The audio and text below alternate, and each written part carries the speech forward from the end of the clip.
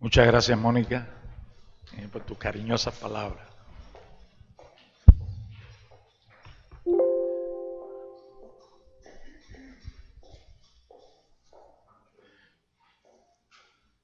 Bueno, buenos días a todos y a todas. Voy a desarrollar el tema que ustedes han visto que propuse para desarrollar.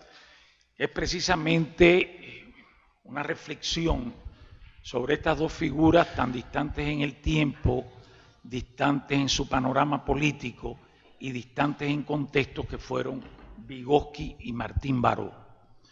Yo pienso que Vygotsky y Martín Baró, y ayer Albertina decía algo en una intervención que hizo, y es algo que yo tengo muy presente hoy, que inclusive estamos discutiendo con los discípulos de Holkan, que su escuela se llamaba Psicología Crítica Alemana, y hizo grandes aportes, el mismo que se nutrió equivocadamente del concepto de actividad de Alexei Nikolaevich Leontiev, que es un concepto totalmente mecanicista, un concepto fuera de cogitación, un concepto, o sea, que introduce la psicología marxista en la psicología soviética, que en la época se pretendía una psicología marxista y políticamente se luchaba con eso. ¿Quién era el verdadero psicólogo marxista? Fue Sergei Leonid Rubinstein en 1922, cuando Leontiev, que se hizo doctor en 1940, ni soñaba con un concepto de actividades. Pero bueno, eso no es mi tema actual. Le acabo de dedicar un artículo al oportunismo político de Leontiev, y yo quería hacer una semblanza de aspectos del pensamiento y la posición frente a la vida de estos dos pensadores. Vygotsky no lo conocí personalmente, como alguien dijo ayer aquí, pero sí estudié en el laboratorio que dirigía una de sus discípulas, quizás más fieles, que fue Lidia Ilyinishna Boshovich, ¿verdad?, en Moscú. Y Martín Baró fue mi compañero en América Latina. Aquí está Ignacio Doble, Maritza Montero, de todo un movimiento crítico de la psicología social latinoamericana que tuvo muchas vertientes, o sea, cada uno entramos con nuestras historias, con nuestros puntos teóricos, pero sin duda Martín Baró tenía una lideranza en ese grupo dentro de América Latina. Hay un artículo mío en inglés que se llama la subida y la caída de tres movimientos críticos latinoamericanos, donde yo analizo génesis, desenvolvimiento y factores que conspiraron contra su desarrollo. Y en ese artículo yo me refiero a la psicología, al psicoanálisis argentino, tan desconocido y olvidado, y que Martín Baró en psicología hacia una psicología de la liberación recuerda muy bien los trabajos de Pichon Rivière, los trabajos de Blecher, que después fueron totalmente ignorados por la invasión lacaniana en tierra argentina. El segundo movimiento era el de la psicología social crítica latinoamericana, donde participaba, por ejemplo, Todd Sloan, que es un psicólogo norteamericano, y lo refiero al primer libro que publicamos como grupo, que era el libro Psicología Política en América Latina, publicado en Caracas por la PANAPO, que precisamente coordinaban Ignacio Martín Baró, Maritza Montero y José Miguel Salazar.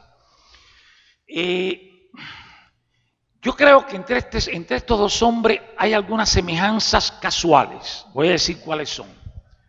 Primero, fueron convertidos en mito, lo que impidió un análisis cronológico exhaustivo y serio de todas las aristas de sus obras. Eso es un punto que yo quiero destacar y después quiero discutir. Segundo, los dos fueron pensadores originales, sin lugar a duda. Martín Baró se formó en la psicología norteamericana y, como él mismo siempre dijo, todo el acervo de la psicología es importante para la causa que tenemos enfrente, que era poner la psicología al servicio de la realidad latinoamericana. Yo creo que en esos momentos estaba totalmente de acuerdo con él. Hoy no estaría tanto, como no, y aquí viene un tercer punto que los une. Los dos mueren muy jóvenes, no pueden terminar una obra que estaba en desarrollo y evidentemente no pudieron pasar de los conceptos generales que orientaron a la solución de determinados problemas a pensar una ontología diferenciada que separara, ¿verdad?, esos conceptos cualitativamente de las formas en que eran usados dentro de la propia psicología. Ambos tuvieron ideas originales, ambos avanzaron construcciones originales, pero ninguno de los dos termina de amarrar un sistema teórico. Otro punto que los hace semejantes es la sensibilidad con lo social. Claro, aquí hay una gran diferencia entre ellos. Martín Baró era un crítico comprometido dentro del contexto en que hacía su psicología, lo cual le costó la vida. Vygotsky era un crítico de las corrientes dominantes de la psicología, pero estaba subordinado al poder soviético. O sea, Vygotsky, cuando analizamos su historia, tiene tres lenguajes, todos hegemónicos en la época. Primero fue reflexológico, en su libro Psicología Pedagógica, ¿verdad? Después se suma Kornilov y su época instrumental, que en Occidente se ha enfatizado mucho, que es la mediación semiótica. Yo prefiero llamarle instrumental comportamental, mucho más en consonancia con el espacio en que él tenía en ese momento en la psicología soviética.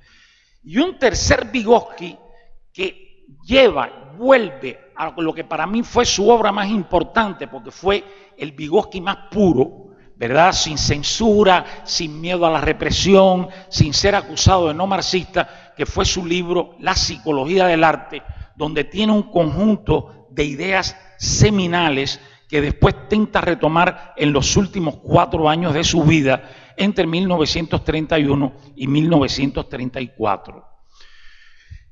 Las diferencias entre estos autores son varias.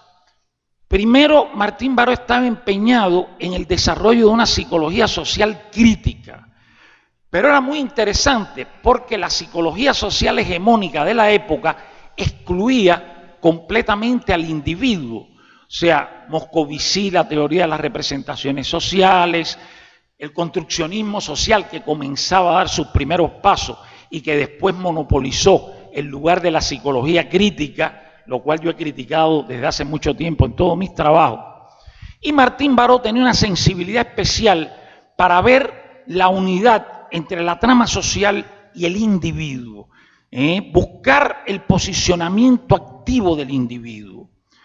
Yo pienso honestamente que a estos dos autores nos falta en relación a ellos una lectura cronológica seria, avanzar sobre el pensamiento que nos legaron y, por supuesto, la crítica a su pensamiento. O sea, en la psicología hemos tenido una tendencia, que pienso que existe en todas las ciencias sociales, pero en psicología es muy fuerte, a mitificar a figuras.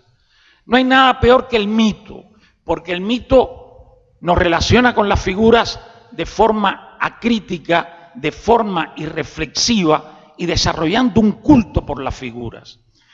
Y lo peor es que el mito es sensible a memorias parciales que son desarrolladas con fines ideológicos igualmente parciales.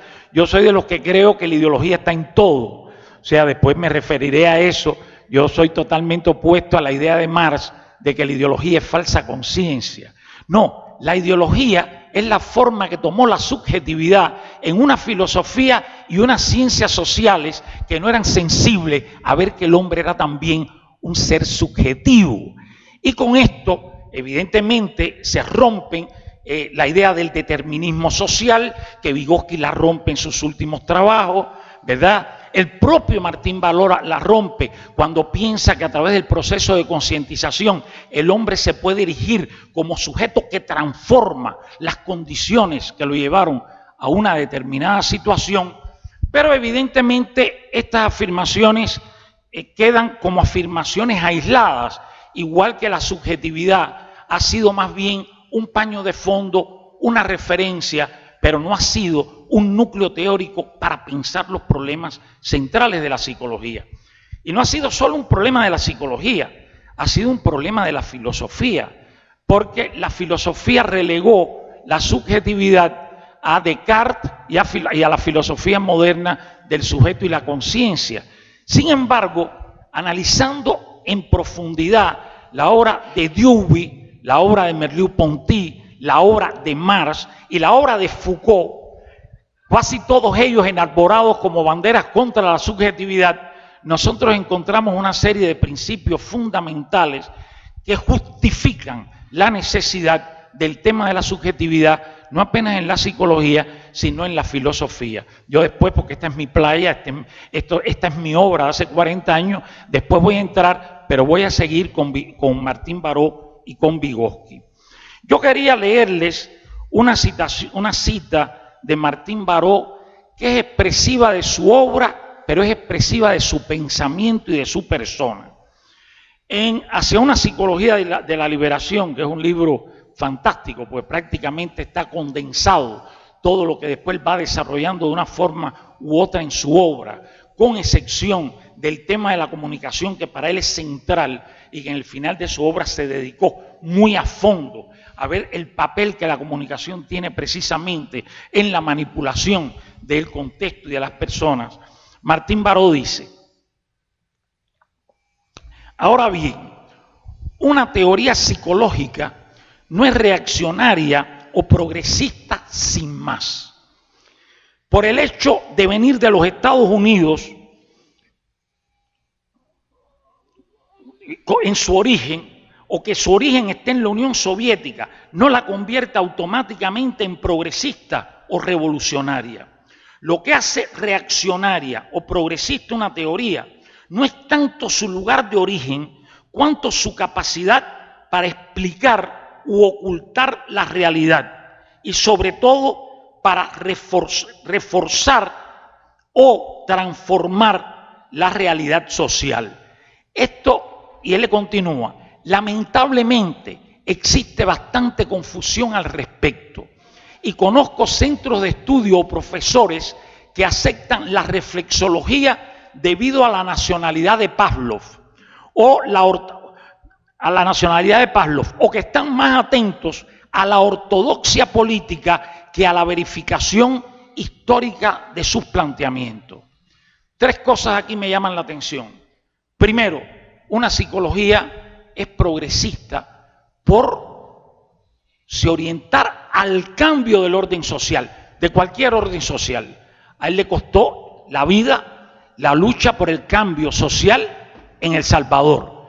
El problema es que nos hemos tenido una visión un tanto nihilista, ¿verdad?, que le pasó a Sartre cuando Stalin, de que, como él dice aquí Martín Baró, y me acuerdo que esta era parte esencial de su pensamiento, todo sistema político puede llegar al poder por una revolución, pero no es revolucionario por su origen, es revolucionario por la forma en que es capaz de mantener el desarrollo de su propuesta, integrando la crítica y los distintos sectores de la población.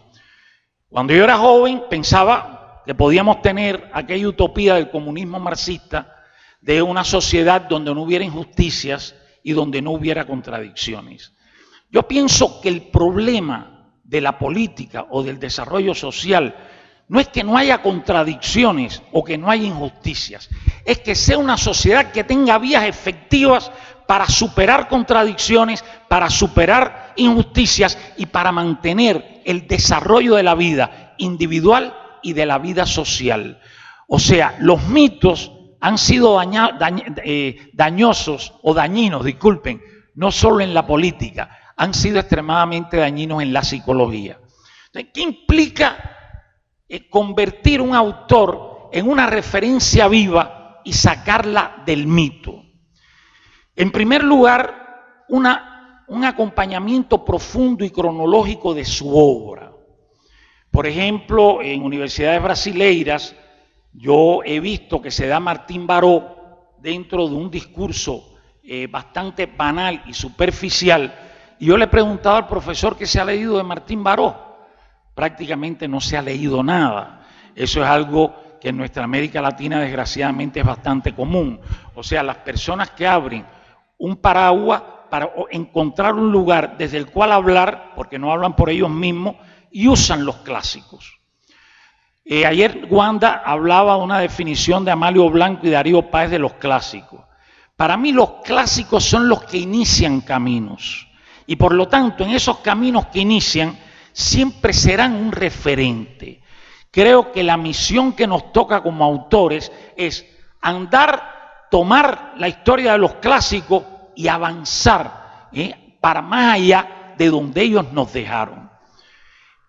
Por razones históricas, yo he hecho mucho más esto con Vygotsky que con Martín Baró, pero mi presencia, mi relación no solo con Martín Baró, con este grupo de la psicología social crítica fue decisivo para repensar el lugar que yo le daba a lo social desde una perspectiva, fíjense qué interesante y paradójico, desde la psicología donde yo me formé, que era la psicología soviética, que erróneamente se ha identificado como histórico-cultural en un momento de la obra de Vygotsky. La psicología soviética en sus distintas tendencias fue histórico y cultural, porque reconoció que la génesis del psiquismo estaba en la vida social dentro de la cultura y localizada históricamente. El problema histórico no lo consiguió resolver y lo social lo trató de una forma tremendamente pobre. Lógico, existía un autoritarismo político donde lo social era incumbencia del Partido Comunista de la Unión Soviética y no había espacio para problematizar críticamente la sociedad soviética desde la psicología. Sin embargo, hubo algunos psicólogos soviéticos que la problematizaron, como Miasichev, ¿verdad?, de la escuela de Leningrado, que fue una potencia en los años 20 y que cuando Leontiev toma el poder político de aquella psicología, prácticamente en Occidente no se conoce la escuela de Leningrado, Lassursky, Ananiev, Miasichev, que fue la única que colocó en un plano realmente fuerte el tema de la comunicación en psicología. La psicología soviética, aunque ayer se habló de que Vygotsky hablaba de la comunicación, realmente para Vygotsky el otro era básicamente un soporte de la actividad instrumental del niño, del adulto o del adolescente. En Vygotsky la palabra diálogo no existe, ¿verdad? Incluso son contemporáneos Vygotsky y Bakhtin. Bakhtin era un hereje político, estuvo afastado, separado del movimiento tradicional de la historia del pensamiento social soviético.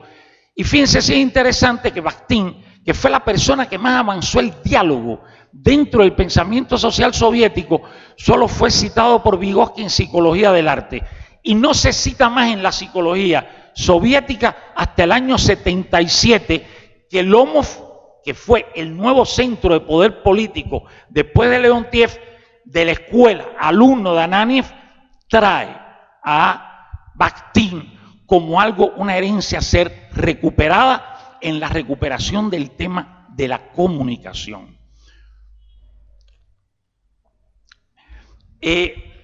Yo pienso que el movimiento que Martín Baró generó es un movimiento que puede ser tremendamente fecundo, a pesar de, como yo les digo, todos los que estábamos, cada uno tenía sus propias posiciones.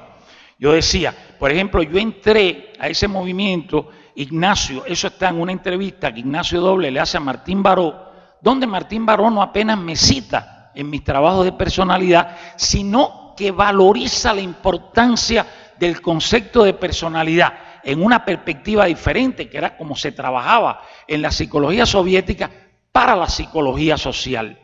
Sin embargo, este movimiento crítico, yo sé que algunos colegas han discrepado de mí, Bernardo Jiménez, Marixa mismo, tuvo su fin no solo por la muerte de Martín Baró y por la caída del precio del petróleo y la crisis venezolana, porque realmente este movimiento tenía en Caracas el epicentro geográfico donde, por el poder económico del Instituto de Psicología de la Universidad Central de Venezuela en aquellos momentos, se financiaban nuestros encuentros, nuestros libros, nuestros simposios y muchas cosas se hicieron que ainda no han sido debidamente justificadas en la literatura histórica de la época. Sin embargo, ¿por qué es importante la historia? La historia no es un artefacto del pasado, la historia es una herramienta teórica y política del presente. Sin historia no hay identidades. Y cuando Martín Baró hace el llamado a recuperar la memoria histórica, no es apenas la memoria histórica de los pueblos, es la memoria histórica de los sistemas teóricos. Entonces, Martín Baró se interrumpe la obra, ha habido, Ignacio por ejemplo ha hecho 2 libros o 3 ya sobre ese legado. Claro, siempre que alguien hace un libro, y por supuesto eso me incluye a mí, interpreta al autor desde su prisma. Eso es una realidad. Y ese fue uno de los problemas que más afectó el legado de Vygotsky en la psicología mundial. Vygotsky era un desconocido. ¿A través de dónde entra Vygotsky en la psicología mundial? Entra a través de la psicología norteamericana, con todo su poder institucional. El viaje de Brunner en 1962, que por cierto, los que lo recibieron fueron Leontief y Luria, ¿verdad? 2 oportunistas de primer nivel. Ya eso hoy está más que fehacientemente demostrado en la literatura medianamente seria de esa psicología. Yo creo que Michael Cole, James Wersch, que fueron básicamente quienes, a través de interpretaciones diferentes, entran el pensamiento de Vygotsky en Estados Unidos, hicieron una gran tarea.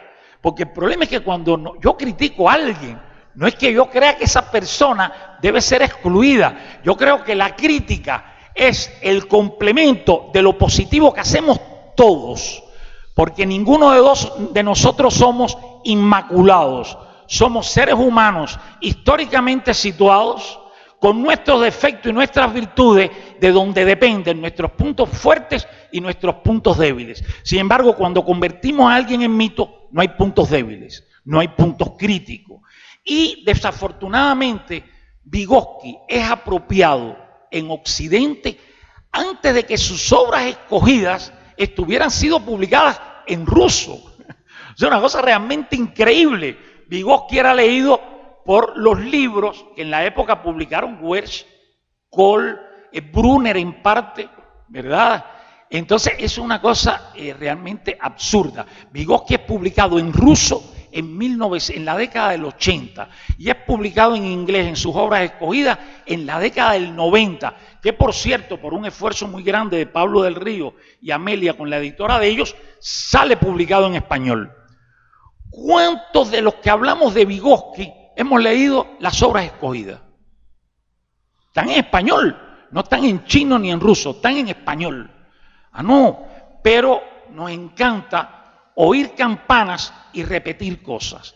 Ayer Albertina destacaba algo que es importante. Albertina decía, la crítica no es una cosa abstracta, no es bueno por ser crítico.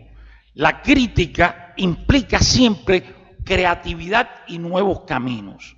Y precisamente alrededor de toda esta discusión, hoy estamos en una discusión con varios autores, incluyendo los discípulos de Holzknecht, Ole Dreyer, un conjunto de ellos alemanes, las personas que en un momento dado fueron y que son políticamente ambos muy críticos, la vanguardia crítica, el libro de Jan Parker, John Schottier, todo ese grupo, Erika Burman, ¿verdad? Que se llama De construcción de la psicología social, fue un paradigma en la psicología social. Sin embargo, en América Latina, el construccionismo social nos deslumbró bastante. Y el legado crítico de no solo de la obra de Martín Baró, que fue la obra más madura dentro de ese momento de cambio y crítica de la psicología social, yo diría, las obras más incipientes de todos nosotros se quedaron cercenadas, porque hubo una afiliación acrítica al construccionismo social. Hoy el construccionismo social, igual que el mito de Vygotsky, están en declinio, ¿verdad? Yo soy latinoamericano y mi crítica al construccionismo social viene del año 2000, cuando empezaba a despuntar con mucha fuerza. Pero siempre hablamos que la psicología latinoamericana, hay algo muy interesante, los latinoamericanos no nos citamos entre nosotros, y pretendemos ocupar nuestro lugar, nuestros pequeños feudos, en los espacios en que nos desenvolvemos, pero no nos citamos. Y no nos citamos a veces por motivos superfluos. Yo quiero hacer en esto una excepción, que está sentada ahí, que es Wanda Rodríguez, que realmente ha sido un ejemplo en citar autores latinoamericanos. Hasta yo me incluyo en esa crítica. Y yo le digo la verdad, no los cito, no porque no los considere, no los cito porque estoy metido tan de lleno en el desarrollo de mi propio pensamiento y confrontándome con todo lo que obstaculizó una visión de la subjetividad, que eso me lleva toda mi fuerza, todo mi tiempo y todas mis energías. O sea, yo pienso que nosotros tenemos que apropiar las teorías como caminos de inteligibilidad para abrir espacios de investigaciones y prácticas que en su desarrollo nos lleven a nuevas construcciones, ¿verdad? O sea, es muy interesante como aquí ayer veíamos trabajos muy interesantes. A mí me gustó mucho el de los jóvenes con los desafíos de la alfabetización, y ellos usan la subjetividad de forma intuitiva, pero hay no un autor, hay una tendencia con muchísimas publicaciones en América Latina que precisamente se dedica al desarrollo de la subjetividad dentro de la perspectiva cultural histórica. Entonces, yo quiero leer otra cosa, porque Martín Baró tiene varios pilares para su crítica y todos ellos nos facilitan una relación con la psicología, que eso es lo que tenemos que ver. Cómo nos relacionamos con la psicología como ciencia, no cómo nos ascribimos a una palabra mágica. Pero antes de entrar en eso, quiero terminarles una idea que dejé truncada. Estamos preparando un libro que se llama Psicología Cultural Histórica y Psicología Crítica, encuentros, desencuentros y desafíos. ¿Por qué? Porque es que la psicología cultural histórica ni es un patrimonio de Vygotsky, ni es un patrimonio de la psicología soviética. La psicología que hacía Martín Baró era cultural e histórica. La psicología que hizo Holzkranz en Alemania era cultural e histórica. Pero nos hemos dividido en feudos y lo que tenemos es que dialogar.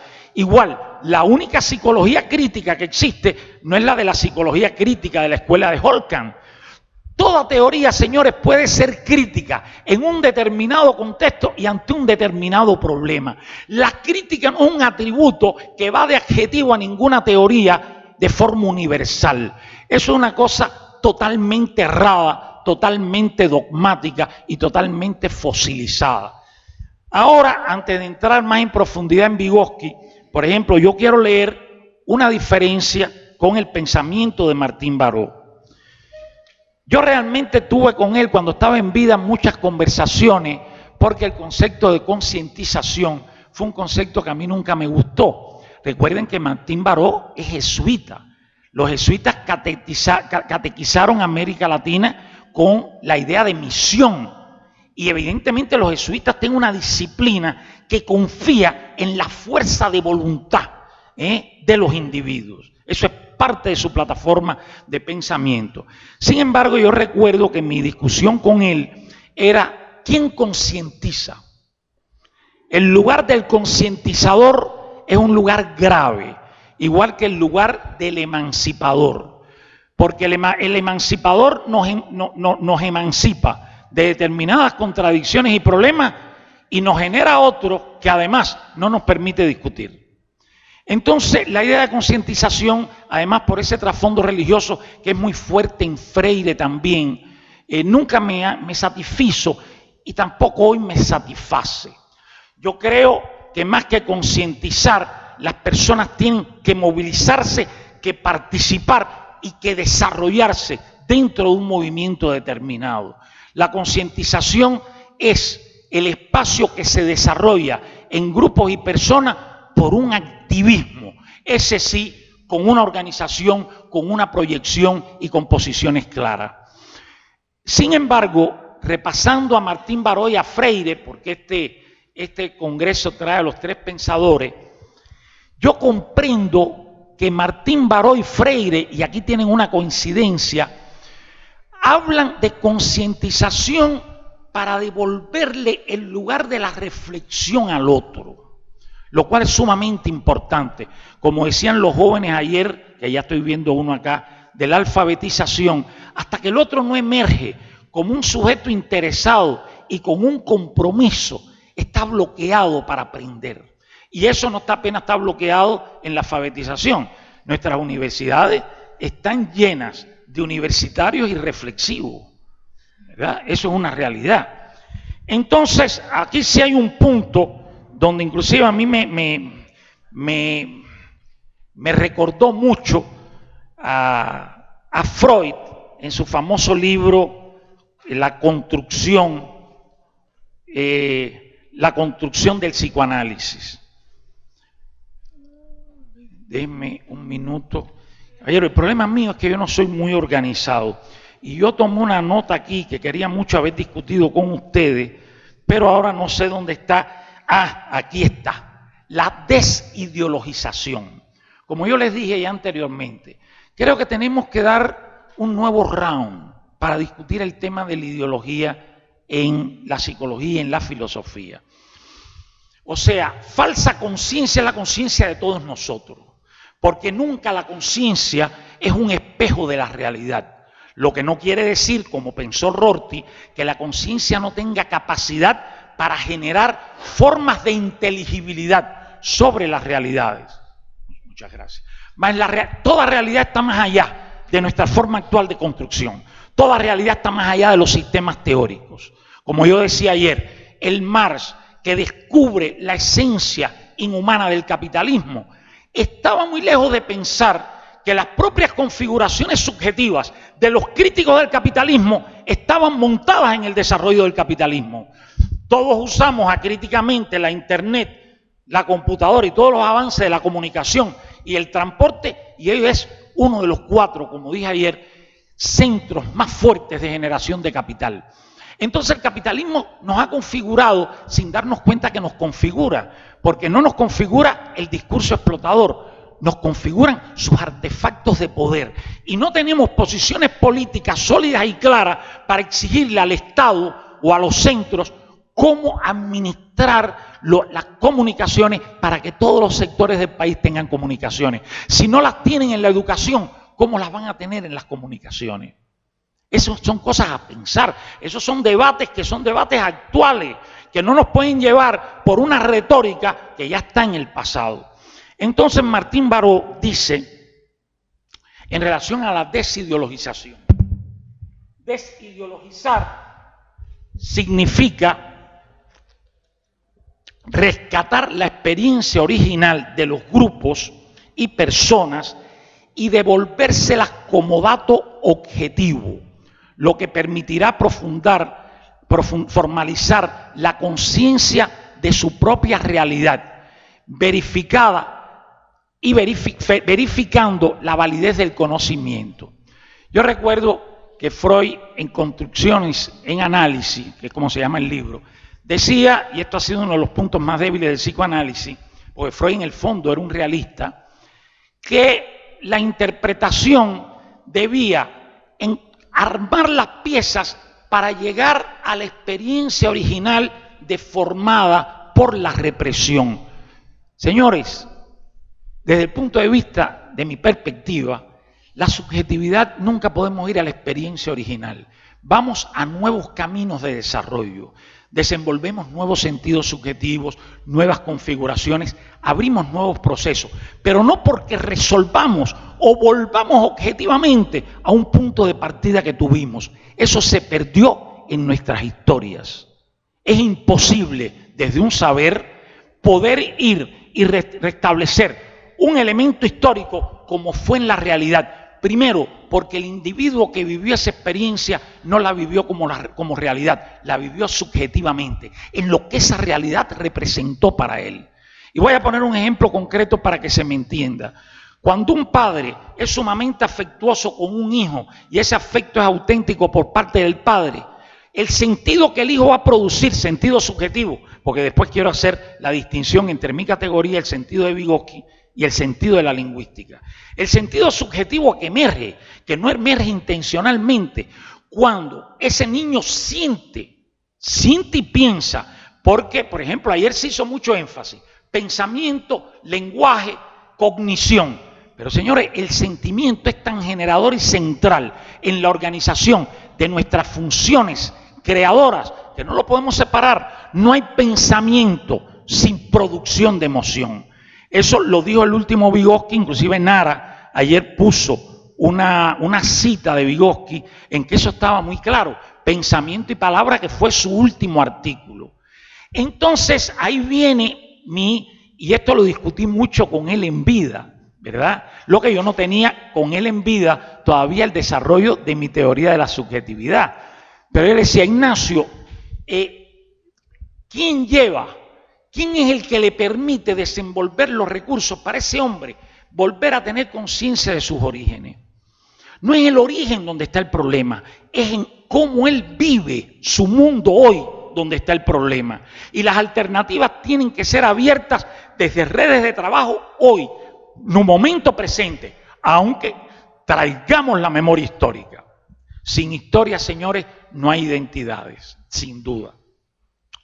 La forma en que cada uno de nosotros vivimos la historia no es la forma ni en que nos las contaran, ni la forma en que mi hermana mayor la vio.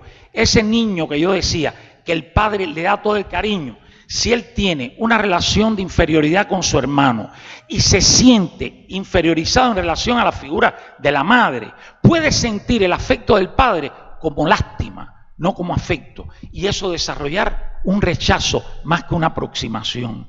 Y ese es el gran drama de las ciencias humanas, que no es el otro con su intencionalidad quien me lleva, ¿verdad?, con sus buenas intenciones, quien me lleva a sentirme yo, a asumirme como yo y a proyectarme como yo en la vida. Ese es un camino dialógico, es un camino de relación y es una producción, no es un efecto directo. Entonces, si la desideologización es como Ignacio la define aquí, estamos evidentemente colocando a algunas personas por encima de otras en la posibilidad de desideologizarlos, lo que un poco me trae la idea de el catequismo. O sea, el catequismo fue la ideologización en la religión cristiana de los grupos nativos de América Latina. Todos nosotros, todos, tenemos nuestras historias dentro, ¿verdad? Y nuestras historias se configuran de forma específica en nuestras producciones actuales.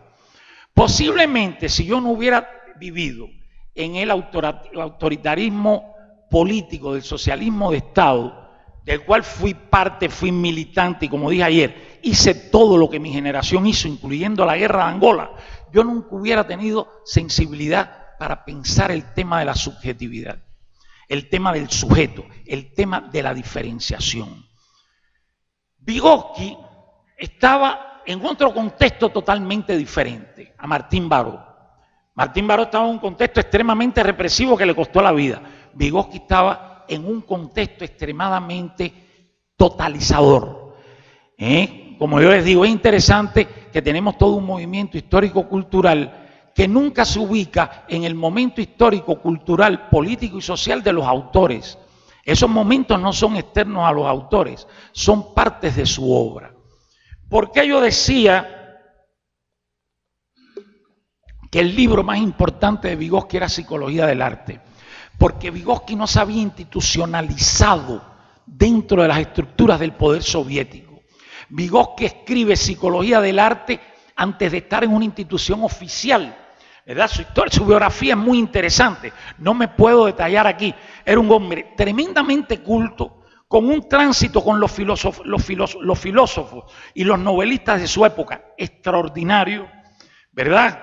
En eso se parece también a Martín Baró, cuando en ese mismo Hacia la Psicología de la Liberación nos dice: Vargas Llosa y García Márquez han hecho más por rescatar el pensamiento y la psicología de nuestros pueblos que todos nosotros juntos.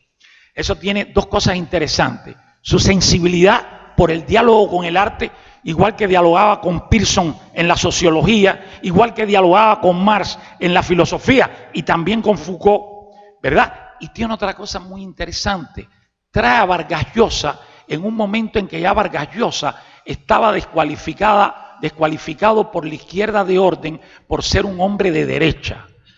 Puede ser un hombre de derecha, pero su obra hay que leerla, porque es una obra fantástica, llena de caracteres, complejidades de las realidades humanas, ¿verdad? La fiesta del chivo con la banda de poder de Trujillo. Entonces, Martín Baró tiene el coraje que después que Vargas Llosa había sido estigmatizado por el poder político cubano, por su posición frente al libro de poemas, fuera del juego del poeta Padilla, que llevó al primer espectáculo de estalinización de la Revolución Cubana, que realmente yo no lo vi así, porque estaba totalmente metido en ella, que fue que Padilla apareció en la televisión diciendo: yo soy un traidor, no debía haber escrito esto, yo creo que estamos en un momento de unirnos todos. Y fue realmente un teatro del corte estalinista, de cuando Camienes fue presentado para hacer sus declaraciones públicas, etc.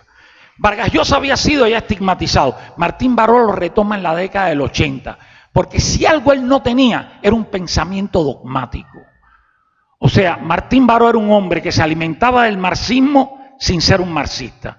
Era un hombre que se alimentaba de la psicología norteamericana y criticaba profundamente sus desviaciones y, sobre todo, algo que hemos olvidado en la psicología, su epistemología, el positivismo.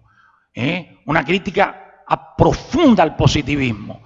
Entonces, nosotros tenemos que dominar un autor en el conjunto de piezas que organizan un pensamiento y que tienen desdoblamientos más allá de cualquier linealidad mimética. Tienen desdoblamientos infinitos. Y los desdoblamientos, señores, en la política o en la ciencia, deben ser discutidos desde argumentos, no desde posiciones de poder. Por eso me interesa la historia. Vamos a ir entonces un momento a dar una semblanza en Vygotsky. ¿Quién me está llevando el tiempo? Pues yo quiero dejar 15 o 20 minutos para el debate. ¿Nadie? Bueno, no, me quedan aquí por mi horario, creo que me quedan 15 minutos. Pero le voy a robar 5 más, porque yo todavía quiero terminar de hacer algunas costuras antes de terminar de hablar. Vygotsky, yo me acuerdo, Vygotsky era tratado, y esto es parte del tratamiento de los mitos, era tratado como un bloque, como si existiera un Vygotsky coherente de principio a fin. Nara ayer lo dijo, si algo caracterizó a Vygotsky fueron sus contradicciones. Él en un mismo texto decía una cosa y 15 renglones para abajo decía otra contraria. Para muchos eso puede ser un desatino. Para mí esa es la virtud de las personas geniales, que tienen tantas ideas que se preocupan más por discutir y avanzar sus ideas que por dar un acabado. Además, Vygotsky muere mucho antes que Baró. Baró muere a los 47 o 48 años, Vygotsky muere a los 38. 10 años de la vida en madurez intelectual son fantásticos. Hoy a mí me preocupa porque hay un peligro tan grande como el mito de Vygotsky, que es de valorizar a Vygotsky. Yo no creo que se pueda devalorizar a Vygotsky. Sin embargo, en el 2011, yo escribí un artículo en Mind, Culture and Activity que se llamaba Los diferentes momentos del pensamiento de Vygotsky, desdoblamientos y consecuencias, algo así. Sobre eso está escrito mi libro, publicado por Trillas, que es El pensamiento de Vygotsky, contradicciones, desdoblamientos y desarrollos. Entonces, en ese artículo yo señalaba 3 momentos de la obra y aclaraba que no eran momentos cronológicos. Pues, por ejemplo, pensamiento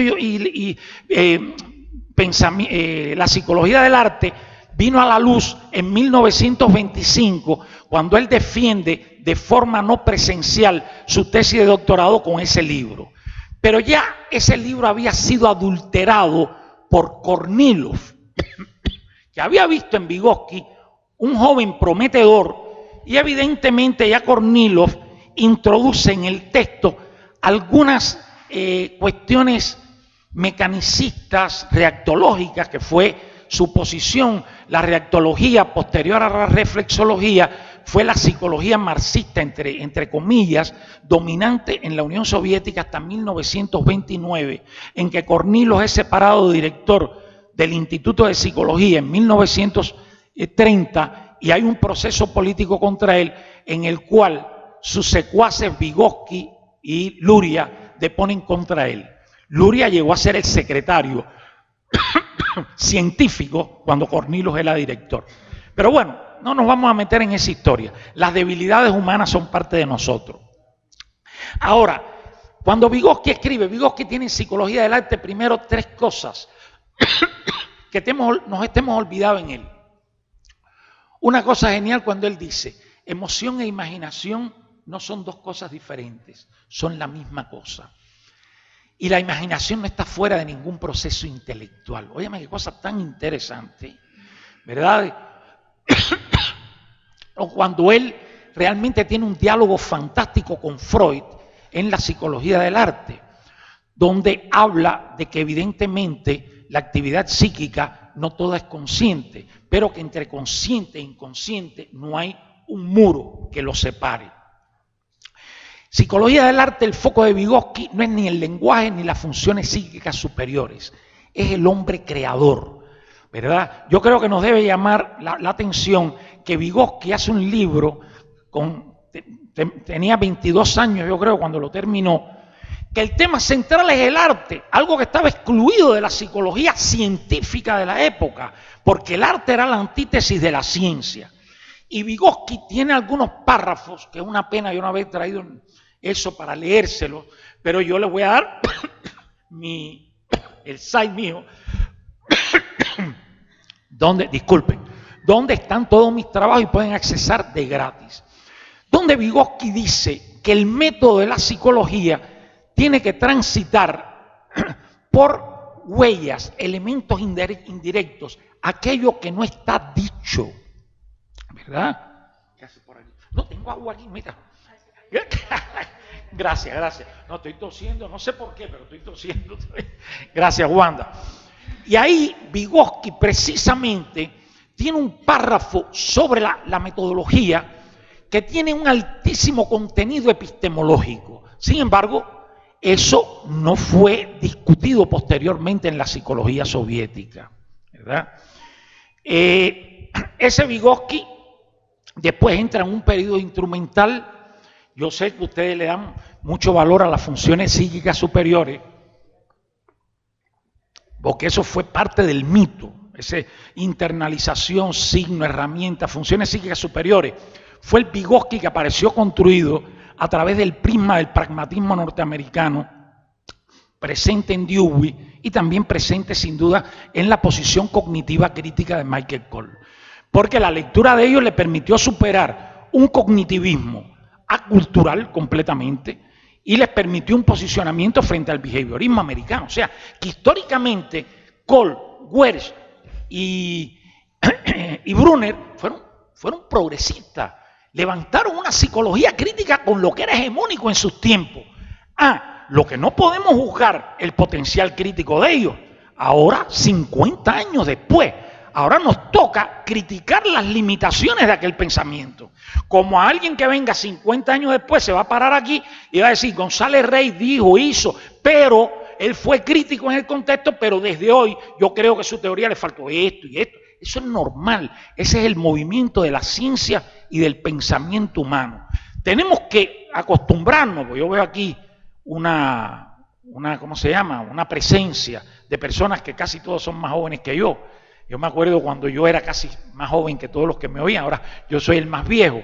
Señores, la teoría, la investigación, la práctica profesional es una aventura para disfrutar y para pensarla. No podemos tener miedo. Lo que sí tenemos que buscar las fuentes que dentro de la psicología o dentro del pensamiento social pueden dialogar con nosotros para avanzar temas sobre los cuales nos estamos posicionando de forma incipiente. Me refiero a los autores de ayer de la alfabetización, la subjetividad. Es un tema que hay que buscar, qué fuentes hay hoy, cómo se está discutiendo, etc. Posteriormente, Vygotsky, entre el 31 y el 34, vuelve a los temas originales de psicología del arte. Eso es un factor histórico muy interesante. Como un factor histórico muy interesante, yo discutí hace poco con uno de sus biógrafos brillantes que ha omitido eso, es que Rubinstein lo invita en 1931 a ocupar la cátedra de Basov, que era la mano derecha de Rubinstein, en el Instituto Herzen de Leningrado. No es casual que Rubinstein en aquel momento estaba trabajando el tema de la conciencia. Como no es casual los contactos del grupo de Kurt Lewin con Vygotsky, que comenzaron en la década del 20, pero fueron muy poderosos en la década del 30. Yo estoy sorprendido porque en toda mi trayectoria vygotskiana yo nunca había profundizado en Kurt Lewin, Tamara Dembo, Blum Massey Garnett, en la época de ellos del Instituto de Psicología de Berlín. Y en ese último Vygotsky hay una influencia tremenda de Kurt Lewin. Por ejemplo, con el concepto de Pirishivanie, Vygotsky rompe. Digo Pirishivanie porque ya tengo un convenio de no traducirlo. En inglés se traduce a veces como experiencia, a veces como experiencia emocional. Ninguna de las dos cosas es. Pirishivanie es una producción psicológica de el niño al momento de recibir una influencia social. Y es precisamente la Pirishivanie que se genera de esa relación entre las características psicológicas del niño y la influencia social, lo que permite explicar el significado de esa influencia o conjunto de influencias para el desarrollo.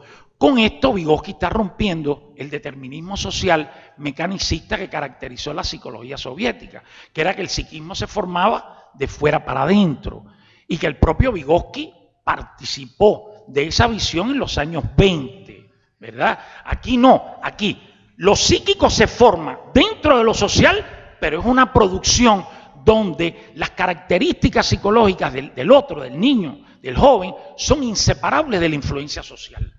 Claro, Vygotsky teve una visión muy estreita do social. Ainda ele trata o social muito más como ambiente social, influencias externas. Vygotsky no entra en el tema de las instituciones, en el tema de los grupos, en el tema de procesos de subjetivación social, y no entra porque además en ese momento histórico era difícil entrar.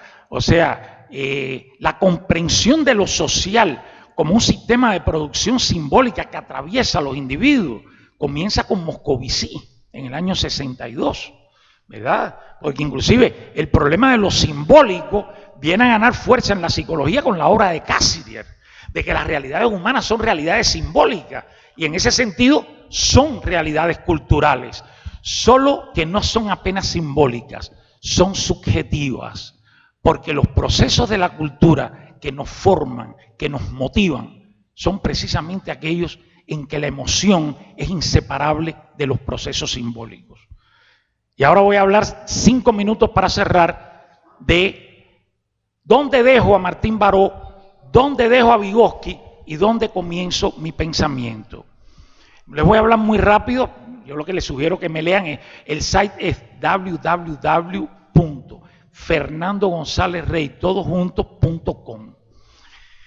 Yo creo que el punto más débil que ha tenido toda la psicología, y ayer de alguna forma lo dije, cuando evidentemente la psicología ha tenido básicamente un legado y una influencia,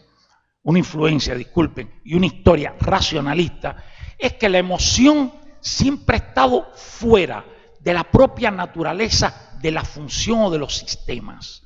O sea, la categoría de motivo o de necesidad es como la categoría de fuerza en la física, que ya en el siglo XVII los físicos la eliminaron, porque era algo exterior al sistema. Los sistemas se mueven por movimiento propio, si no, no seríamos marxistas. ¿De dónde salen las contradicciones y los procesos que mueven un sistema? Entonces, ¿cómo la motivación va a estar fuera de la función? Entonces, en mi tránsito, en lo cual le debo mucho a Marixa Montero, a Martín Baró, al propio Ignacio, a Bernardo Jiménez, las discusiones con ellos que eran bien sociologizantes en sus posiciones, con excepción de Martín Baró en la época, es que me permitió ver que la personalidad no podía ser un concepto que estuviera fuera de la trama de lo social. Sin embargo, para eso yo tenía que buscar un concepto teórico que simultáneamente estuviera en lo social y estuviera en lo individual. Eso no me lo daba ni la psicología cultural histórica, ni la tradición de Martín Baró, y menos la de Freire. Freire era un educador que estaba más interesado en los procesos sociales del proceso educativo, no en las configuraciones complejas del individuo. ¿verdad? Sin embargo, Freire habla de que no hay alfabetización sin que emerja el sujeto que se alfabetiza. Entonces, yo ya había desarrollado en los años 80 la categoría de sentido psicológico, porque era una categoría, cuando yo estudié en Moscú, el legado, la categoría sentido de Vygotsky ni se mencionaba.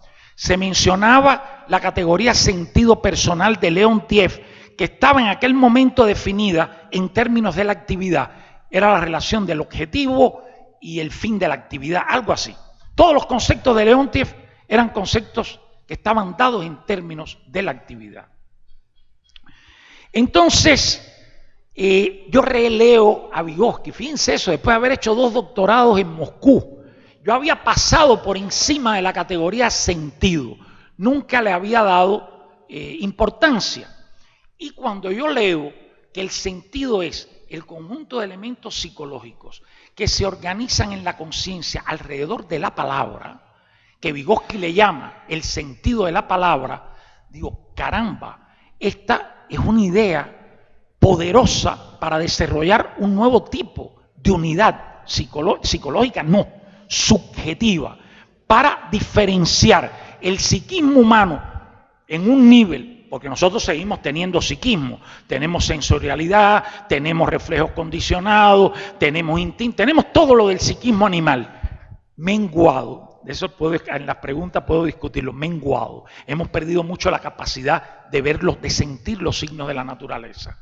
Pero hay algo que los animales no tienen, y es que las emociones animales responden a necesidades del cuerpo, y las emociones humanas también responden a necesidades del cuerpo, pero tienen un otro nivel en que se organizan de formas diferentes, responden a procesos simbólicos. Y ahí defino la unidad de lo simbólico y lo emocional como el sentido subjetivo, que es la unidad central de la nueva ontología que yo propongo para la psicología. El otro día Mónica, conversando, me decía algo que ha sido un tema central en mis trabajos. La educación ha abandonado la discusión de lo ontológico y la discusión de lo epistemológico. Pues bien, todo el desarrollo de mi propuesta sobre la subjetividad parte de una definición de lo ontológico, no como la esencia del ser universal en la metafísica, sino de lo ontológico como aquella zona de inteligibilidad de lo que estudiamos que es capaz de entrar en términos teóricos en nuestras construcciones, favoreciendo nuevas epistemologías y nuevas prácticas. Baró y Vygotsky le faltó el salto de la crítica a las categorías para proponer esa nueva ontología. Yo creo que Vygotsky estuvo muy cerca en la categoría de sentido, en la categoría de Pirshivani. Inclusive él deja un libro que no logró avanzar, que apenas está el índice, que era Teoría de la Conciencia. Él ya estaba buscando el sistema que se pudiera integrar a partir del sentido de la palabra, manteniendo el lenguaje en un lugar central. Para mí el lenguaje está configurado subjetivamente, no es apenas una expresión del pensamiento, porque pensamos, sentimos e imaginamos de forma inseparable. Y evidentemente el lenguaje, cuando hablamos, no apenas estamos expresando lo que nuestra intención quiere expresar, que esto es base de la reformulación epistemológica que yo coloco. No es lo que el otro me dice, es cómo organiza lo que me dice.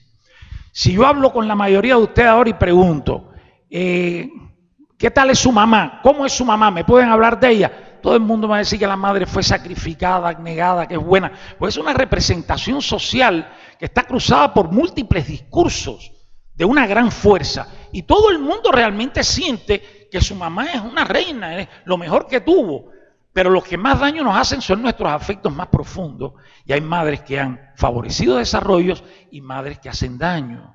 No porque quieran hacerlo, sino porque no se dan cuenta que lo hacen. Igual que hay padres que hacemos daño. Y aquí está el kit de la subjetividad. Lo productivo para el individuo no es apenas aquello que le llega del otro con buenas intenciones. Es aquello que lo moviliza. Es aquello que le hace posicionarse y abrir un determinado espacio. Entonces, ahí definí el sentido subjetivo, esto fue en el año 2000, precisamente como la unidad inseparable de lo emocional y lo simbólico. Por tanto, a partir de ahí desarrollé que los sentidos se organizan en configuraciones múltiples, subjetivas. Y el concepto de configuración subjetiva me dio valor heurístico para yo realmente pensar que estoy de lleno en una psicología cultural histórica, porque el estar aquí ahora, yo simultáneamente estoy como psicólogo desde una historia, con mi edad, con una enfermedad que me ha dado bastante jaque y que es parte hoy de mi vida, quiero o no, como cubano, y todos esos son flashes simbólico-emocionales que me permiten sentirme de formas diferentes a lo largo de esta misma conferencia, según el tipo de pregunta, la provocación que me hagan. Ahí emergen varios Fernando. Nosotros hemos tenido una idea estática del ser humano. El ser humano es un sistema extremadamente rico, complejo y por tanto que se expresa de múltiples formas singulares. Y una epistemología para el estudio de la subjetividad implica crear modelos de pensamiento que van más allá de lo explícito empíricamente. Por tanto, que hacen de la construcción y la interpretación herramientas principales para conjeturar cómo se configuran esas configuraciones subjetivas de los distintos procesos humanos. Eso, ahora que acabo de terminar un artículo de por qué la subjetividad ha estado fuera de la filosofía, le quedó muy claro a Foucault cuando comprendió que en el dilema de la trama de los binomios, saber-poder, ¿verdad? Saber-poder y discurso-poder, quedaba fuera algo fundamental. ¿Cómo explicar la resistencia frente al poder? Y ese fue un drama del último Foucault, sobre todo el Foucault de Historia de la Sexualidad, donde comienza a traer el tema de la subjetivación. Y trae el tema de la subjetivación, evitando hablar de subjetividad por el carácter todavía metafísico que se le atribuía, como si la subjetividad fuera algo que está dentro de los individuos. No, en mi definición, la subjetividad es una cualidad de los fenómenos humanos. Es la integración de lo simbólico y lo emocional, no solo en la mente individual, sino en los procesos grupales, en las instituciones y en las sociedades. Es un sistema que no está orientado ni al equilibrio ni a organizarse alrededor de variables universales. Es un sistema que permanentemente se configura de formas diversas y que nos obliga a estudiar el individuo en contexto y los contextos dentro de contextos más abarcadores. No me da tiempo para más, creo que abusé un poco de la paciencia, pues me he robado 10 minutos del momento que comencé y quiero que por lo menos me puedan hacer preguntas o comentarios. Cuando yo digo preguntas, todo lo que ustedes quieran, críticas, comentarios. Señores, la motivación está en el centro de la subjetividad. La subjetividad es un sistema motivado. No existe motivo ajeno a la conducta. Existen configuraciones de la conducta, configuraciones de la función. Y ahí está la raza, el género, la posición social, el lugar económico, la edad, el portador de una enfermedad, el que tiene una deficiencia. Ahí está todo. Pero bueno, ahora me...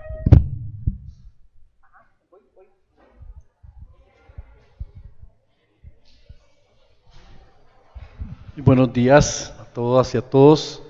Doctor, muchísimas gracias por su excelente participación.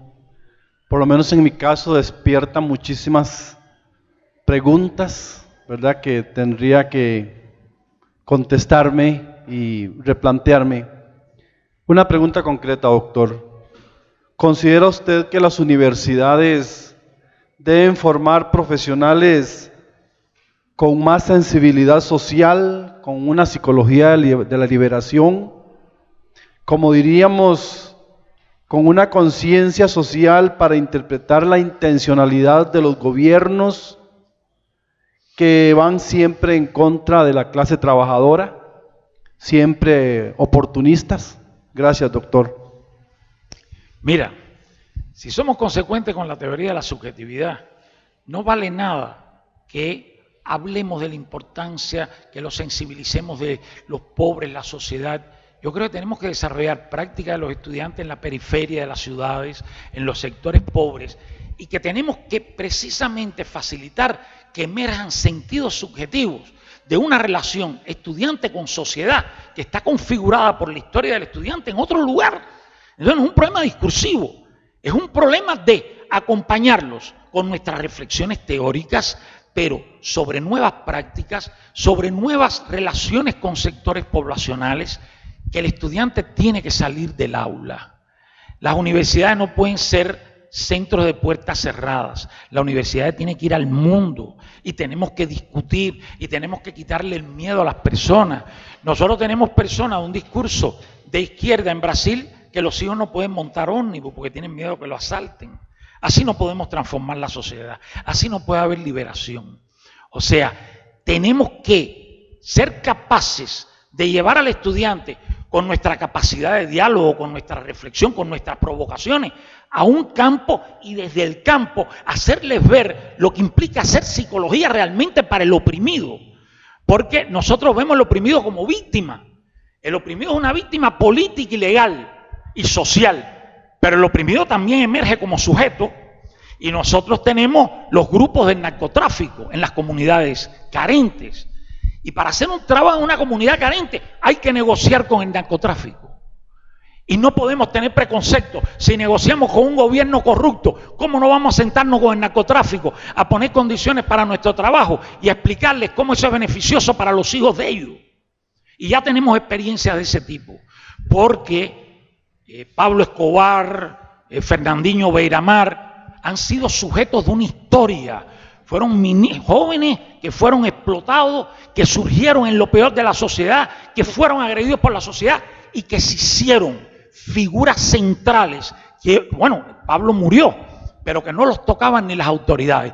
Pablo muere porque le hace la guerra al Estado. Pero Fernandinho Beiramar está en una prisión de máxima seguridad de Brasil y desde allí manda y ordena todo lo que él desea y no hay nadie que lo quiera tocar. Y la propia prisión quiere que se lo lleven para otro estado, pues nadie lo quiere tener porque es un poder real. Entonces un poder real que dentro de la sociedad injusta en que estamos, porque nosotros los intelectuales somos muy curiosos. Estamos dentro de una sociedad totalmente injusta y entonces tenemos un moralismo con el problema de los narcotraficantes, de los delincuentes. Esos son los productos de esta sociedad. Esos son parte de esta sociedad. Y no podemos trabajar en una comunidad marginal si no actuamos y dialogamos con las fuerzas vivas que dominan ese lugar. Brevemente, en Perú hicimos una experiencia, no nosotros, un investigador de nuestro grupo que es peruano y que trabaja allá. Hizo no la voy a describir porque tengo que ser rápido. Entró creó una creche para desarrollar habilidades y alfabetizar niños de la comunidad que estaban subescolarizados, porque los estados, no sé aquí, el estado brasileño, las comunidades, el estado no llega en nada, ni en educación, ni en salud, ni en nada. Y entonces los narcotraficantes comenzaron a ver el desarrollo de sus niños, porque eran parte de los que participaban. Y me acordé ayer de la alfabetización de adultos. Varios narcotraficantes de los demás estatus quisieron alfabetizarse. Y entonces se abrió un grupo de alfabetización de adultos. Pero lo más bonito fue, porque llegó un momento que la demanda de los niños de la comunidad era tan grande que el grupo de investigadores no podía soportarla. Y entonces los narcotraficantes pidieron abrir otro espacio como ese. Y se les planteó que tenían que ser educadas las prostitutas que ellos controlaban para trabajar en el proyecto porque no había personal. Yo digo teníamos porque estaba implicado a distancia en el proyecto. Pues los narcotraficantes a muchas de las prostitutas que controlaban las mandaron para el programa y esas prostitutas se desarrollaron, se sensibilizaron y entraron en otro espacio social. ¿Cuánto pudiéramos hacer? Tenemos que ser creativos y audaces. Creativos y audaces. No es apenas dar un contenido. Es como las personas subjetivan ese contenido. Cómo son capaces de producir sentidos subjetivos, que el contenido no sea apenas un sistema de significados que es estéril realmente en relación a la vida. Piensen en el amor. Todas las configuraciones subjetivas operan como el amor, ¿verdad? El amor es casi un delirio porque nos lleva nos ocupa la imaginación, nos desdobla proyectos. Estamos metidos de cuerpo y alma pensando cosas, haciendo cosas, superándonos en algunas cosas para tener otro nivel de diálogo con la pareja. Y eso es las verdaderas motivaciones humanas. Desgraciadamente, La academia está muy lejos de ser las principales motivaciones de los jóvenes estudiantes hoy. Bueno, unas ideas sueltas que había tenido ayer y hoy con su participación también mi pensamiento se fue por ahí. Usted ubica la escogencia de su tema de investigación, de estudio, nos da como un panorama de su vida y de las razones que lo llevaron a usted a eso. Y habla de Cuba y del recorrido que hizo usted ahí, etcétera. Voy a probar a partir de lo mismo con respecto a lo que tiene que ver conmigo. Yo tengo dos nacionalidades, la primera es italiana. Y en Italia dicen que ¿qué hacen dos personas de izquierda cuando se encuentran? Pues fundan 3 partidos comunistas. Entonces, ese es como uno de mis terrores, la división de las personas progresistas en un contexto que es un poco como lo hemos dibujado aquí en estos 2 días, o como estaba mencionando usted ahora, y tal vez mucho, mucho peor, y tal vez haya cosas que de plano no sabemos no sé, de cómo Costa Rica, por ejemplo, está a un paso de ser un país narcogobernado, si el paso todavía existe. Y la otra cosa que quería decir de mi experiencia, para que se entienda de dónde vienen mis reflexiones sueltas, es que trabajo en la Escuela de Psicología y ahí hay colegas que, bueno, digo yo, investigan por investigar. Positivistas y como les decía ayer, hay un documento escrito que describe la escuela de psicología y la define el documento, no yo, multiparadigmática, de cara a la realidad, pero estas personas con respecto al tema del cambio social son completamente indiferentes a esas temáticas, pero son como las personas en el lugar donde yo trabajo más poderosas, son las personas que tienen vínculos, que tienen asociaciones internacionales, que van a congresos internacionales, que están relacionadas con investigadores e investigadoras afuera, que ganan premios en dinero para hacer investigación. Entonces, ahí nos colocamos, de hecho, ¿no? Esta es la realidad de mi vida, y estas personas que le estoy describiendo, sin embargo, hablan desde Vygotsky, leído desde Estados Unidos. De hecho, uno de los referentes que tiene una de mis colegas es una profesora que estudió con Michael Cole. Y de ahí hablan, no sé, y estudian, qué sé yo, la importancia del hecho de que la mamá esté a la par del niño o de la niña, mientras el niño o la niña lee, pero todo lo que está alrededor de ese niño, de esa niña, de esa mamá, no es importante para ellos, para ellas. Entonces yo pienso que, partiendo de ese contexto, hubiéramos podido dedicar las poquísimas personas un poco interesadas en el cambio social desde la psicología educativa, la educación en Costa Rica, hubiéramos podido destacar las contradicciones internas que están en los discursos de Vygotsky, de Freire, de Piaget, sus diferencias en lugar de sus similitudes. Hubiéramos podido investigar a profundidad las diferencias de los contextos que los han producido, que sabemos que son épocas históricas, situaciones, personalidades que no tienen nada que ver la una con la otra.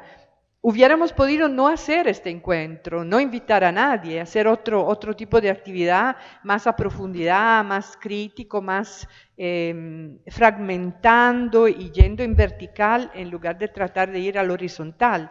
Es probablemente la situación que vivimos, que nos hace en cambio buscar los territorios comunes y las ideas que son fértiles y que tienen la posibilidad de, igual, aquí coincido con usted, que nos puedan teorías que sirvan como caminos para llegar a propuestas nuevas y creativas, porque efectivamente eso lo necesitamos. Y veo que pensaba esto y después como otro pensamiento suelto, ahora después de su intervención, veo que usted escribe un libro sobre la psicología cultural histórica y la psicología crítica. Y esta idea de teorías que son caminos que pueden llevar a algo más que no está todavía dicho y que nuestro sentido de la creatividad o nuestra capacidad creativa puede llevarnos hasta allá. Veo que usted también lamenta que como personas que reflexionan en estos ámbitos nos hemos dividido en feudos, y también siento que esto es algo que donde me encuentro completamente de acuerdo.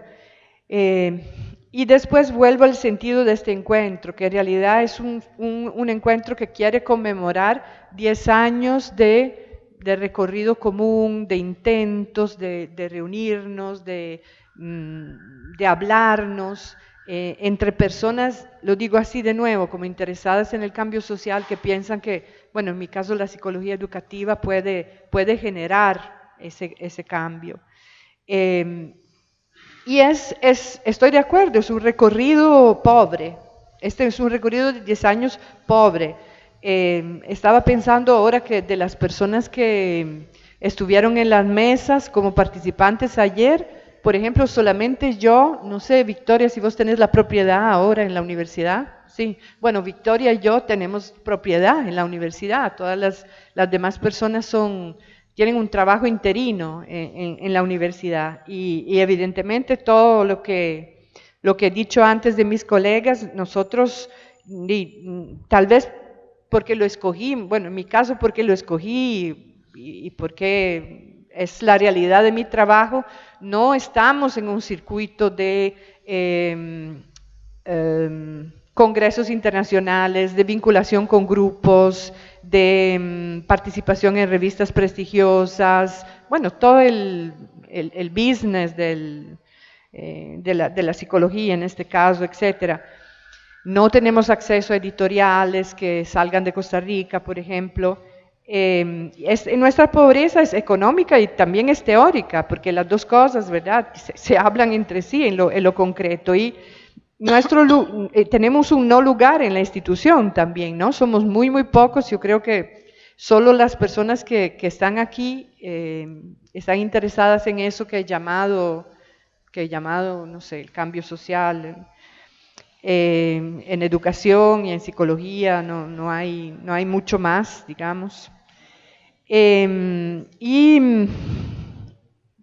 creo tal vez que esta pobreza, por el otro lado, nos protege del riesgo de mitificar. No comprendo cómo o quién pueda dar la idea de tener estas figuras que estamos que mencionamos en nuestra celebración de estos 10 años, quien pueda dar la idea de mitificación de personajes. Entonces pienso finalmente que tal vez todos estos niveles se pueden conjugar, porque en cuanto a nosotros y nosotras somos personas que trabajamos más desde las comunidades, desde el trabajo de acción social, que desde lo teórico puro, porque exactamente nuestro trabajo no está hecho de muchas... Teórico puro no existe que yo conozca. Bueno, digamos vinculado a Nosotros tenemos 3 líneas de investigación con 24 investigaciones andando, y tenemos 3 campos de práctica. Uno en un centro de atención social, otro en una comunidad y en 3 escuelas.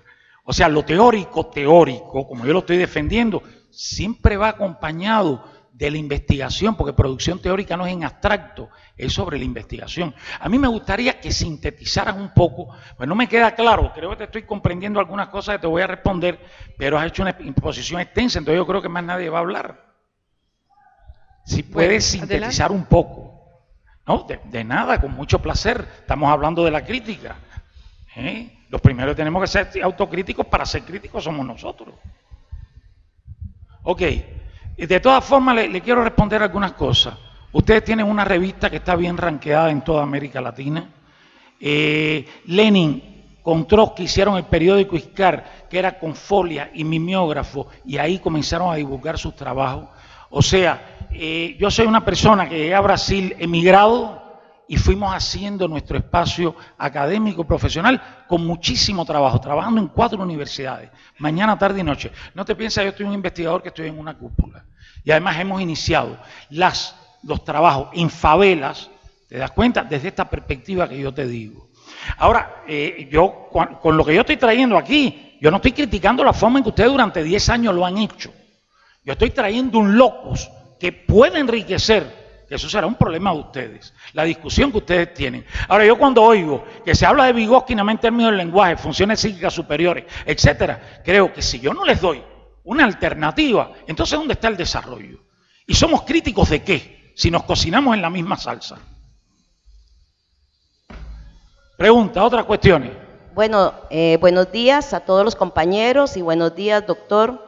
He participado poco, pero estoy muy contenta de estar aquí. Muchas veces tenemos pocas oportunidades para asistir a eventos como este. Yo quería subjetivamente hacer un pequeño comentario, va a ser pequeñito. Siempre desde la historia del hombre ha sido esa contradicción del ser, del alma y el cuerpo, del ser y el tener. Eso es histórico. Pero, doctor, siempre y se ve siempre lo que refleja a un ser humano y a un pueblo es su educación y su salud. Me voy a referir a Costa Rica, a mi país amado. Mi país amado está muy mal en educación y está muy mal en salud. Se ha convertido en un país clínico, donde las enfermedades mentales son a flor de piel, donde las pastillas se consiguen en cualquier parte. Uno se va a la Merced o se va a cualquier farmacia y ahí compra todas las pastillas para calmar sus nervios, su dolor de estómago y todo. Y eso es parte de lo que refleja un pueblo. Un pueblo enfermo no puede tener algo subjetivo. Ahora, usted hablaba mucho de la ideología. Un ser humano sin ideología no puede existir. Desde que está en el vientre de la madre es social. Estoy con mi madre y soy social. Sin ideología y sin política, el ser humano es primero la política que el ser humano, lo ha demostrado la historia. La historia es fría. Me gusta mucho la psicología porque mete la parte emocional, la parte afectiva, todas las partes que son necesarias para la integridad de la persona, la personalidad del ser humano. Pero usted habla de ideología y si hablamos de dos extremos, totalitarismo, porque usted tocaba el totalitarismo y la democracia, ¿será que nos hemos convertido en mi país, al menos, yo no sé dónde usted vive y en los otros países, en un totalitarismo democrático? Qué difícil vivir en un totalitarismo democrático y donde el conductismo es el que prevalece. A nosotros con las novelas, los narcos, yo no puedo permitir en mi persona, por más que no esté en un lugar muy, permitirme el lujo de poder con los narcotraficantes hacer una alianza. No se puede porque estaríamos perdiendo lo más importante del ser humano, que es la moral. Es muy importante la moral. Y yo se lo digo de corazón, vamos, y yo creo en el cambio del ser humano. Yo sí creo que tenemos que ir trabajando, pero en el campo, la psicología. Decía Wundt, es el alma del pueblo. Hay que escuchar al pueblo. Por eso cuando vemos a estas 3 personas que nacieron tal vez en lugares diferentes, ellos sabían que la psicología es el alma del pueblo y trabajaban con el pueblo y para el pueblo. Y yo siempre he dicho, una psicología elitista no hace falta. Y aquí en Costa Rica tendríamos primero que empezar a trabajar con el Colegio de Psicólogos. ¿Por qué? Porque nos han negado el derecho de ir al campo. Pero todo eso es mandado. Imagínense que antes hablábamos de neurosis. Podemos decir que un pueblo está neurótico. Podemos decir que tengo una histeria, pero fue eso negado, se negó, se ha negado. Ahora todo es pastilla, todo es psiquiatría. Pero aún así, aunque estemos viviendo un oscurantismo, todas estas personas que estamos, Vygotsky, Freire y Martín, son ejemplos para nosotros. No podemos negar la historia, por eso la historia es fría. Perdóneme, yo sé que usted ha estudiado mucho y lo admiro y vengo a aprender de usted, pero si nos sentáramos a hablar de historia sin hablar de emociones ni ideologías políticas. La historia no miente y estamos viviendo un totalitarismo democrático. Muchas gracias. Yo creo que usted no me ha entendido, yo también los admiro mucho. Lo que me relacionó con ellos de una forma crítica y de una forma pensante. Pero además Vygotsky, que yo sepa, no combatió ninguno de los problemas de su sociedad, que era el estalinismo. No, como lo veamos, no, lo que hay que saber es la historia. No lo veamos. Cuando en 1929 fusilaron y mandaron para Siberia miles de campesinos por tener pequeñas propiedades privadas, eso fue un problema grave. Murieron tantos soviéticos en la Unión Soviética como personas en los campos de concentración nazi, en el llamado Gulag. Entonces, y además, si usted no dialoga con el narcotráfico, no dialoga con la sociedad, porque nosotros tenemos que dialogar con todas las fuerzas que nos permitan un trabajo, porque por ejemplo en Brasil, si el narcotráfico no me autoriza a entrar a una favela, yo no puedo entrar. Entonces yo tengo que dialogar, si no, no hay trabajo social. Entonces usted está contradiciéndose en lo que está diciendo. Bueno. Bien, ¿alguna otra pregunta? Ya no tenemos tiempo, nos hemos extendido más de lo que teníamos planeado en este espacio. Le agradecemos mucho. Muchas gracias a todos.